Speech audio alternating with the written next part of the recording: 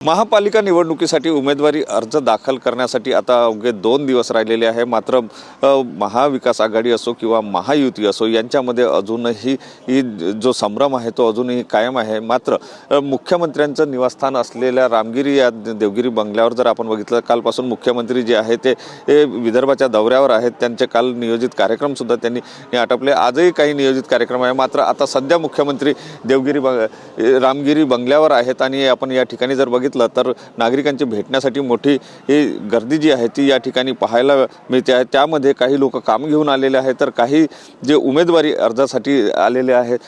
दादा, कुठून आलात आणि काय नेमकं मुख्यमंत्र्यांच्या? मी विवेक मेंढी, देवेंजीचं सोशल मीडियाचं दक्षिण पश्चिमचं काम पाहतो। प्रभाग 37 मधनं मी उमेदवारी दाखल केलेली आहे। देवेंजीचा आशीर्वाद घेण्यासाठी आलो आहे की त्यांनी युवकांना संधी द्यावी आणि नवीन लोकांना महानगरपालिकेत पाठवावे।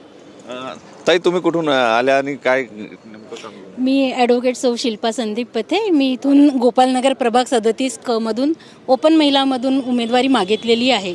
माझ्याकडे सध्या सुभाषनगर मंडळाचं विधी आघाडी अध्यक्षपद आहे आणि गेल्या 22 वर्षापासून मी भाजपाची सक्रिय कार्यकर्ती आहे, पदाधिकारी आहे। गेल्या अनेक वर्षापासून मी भाजपा महिला उपाध्यक्ष म्हणून पण काम केलेलं आहे। तसेच देवेंजी आहे।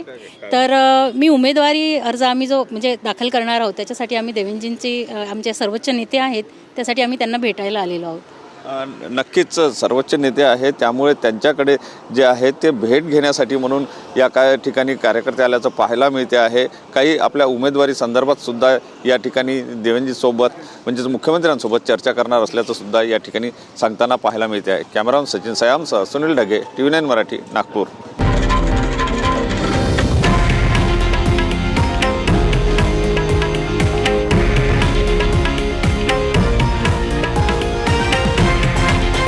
हे आहे देशातील नंबर 1 न्यूज नेटवर्क आणि आपण पाहत आहात TV9 मराठी, एकमेव।